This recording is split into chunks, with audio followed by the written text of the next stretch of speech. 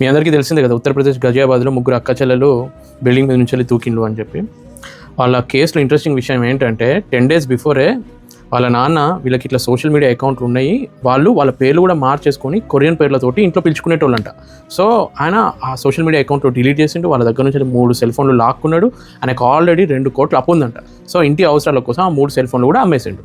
So ఒకేసారి వాళ్ళ లైఫ్లో అటు సోషల్ మీడియా అకౌంట్లు పోయినాయి, సెల్ ఫోన్లు పోయినాయి, వాళ్ళు ఎడిక్ట్ అయిపోయిండు డ్రామాస్, కొరియన్ సిరీస్లు చాలా ఇంట్రెస్టింగ్ ఉంటాయి. మెయిన్గా మన ఇండియన్ గర్ల్స్కి మధ్య పిచ్చెక్కిపోతున్నారు వాటికి. సో వాటికి ఫుల్ అడిక్ట్ అయిపోయి ఇవన్నీ ఒకేసారి లేకపోయేసరికి మనస్తాపానికి గురైనట్టు వాళ్ళు డైరీలో రాసుకున్నారు. ఆ డైరీలో ఏం రాసిందంటే, మాకు కొరియా అంటే ప్రాణము, ఈ విషయం మీకు చెప్పినా అర్థం కాదు, మేము ఇండియన్స్ని పెళ్లి చేసుకోలేమో అని రాసిండు. ఎందుకంటే మీరు ఇట్లనే కంటిన్యూ చేస్తే మీకు తొందరగా పెళ్లి చేసేస్తామని చెప్పి వాళ్ళ నాన్న వార్నింగ్ ఇచ్చిందంట.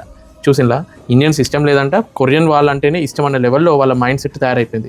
ఇక్కడ ట్విస్ట్ ఏంటంటే 2 years నుంచి వాళ్ళు స్కూల్కి వెళ్లకుండా ఈ కొరియన్ సిరీస్లో ఆన్లైన్ గేమ్లు ఆడుతుంటే కనీసం స్కూల్కి పంపించే ప్రయత్నం కూడా ఇంట్లో వాళ్ళు చేయలేదంట. ఇట్లుంది సమాజం. చాలామంది మా పిల్లలు పిచ్చి పిచ్చి వీడియోలు చూడరండి, కొరియన్ డ్రామాస్ బాగుంటాయి కదా అవే చూస్తారని మురిసిపోతారు. అవి చూసినా కానీ ఏదైనా లిమిట్లో ఉండాలి. అది ఎక్సీడ్ అయిపోయి దాంట్లోనే మొత్తం నీలమైపోయింది అనుకోండి, రియల్ ప్రపంచాన్ని మర్చిపోయి ఆ ఊహా ప్రపంచంలో బతికి ఇట్లాంటి ఎక్స్ట్రీమ్ స్టెప్పులు తీసుకునే ఛాన్స్ ఉంటుంది.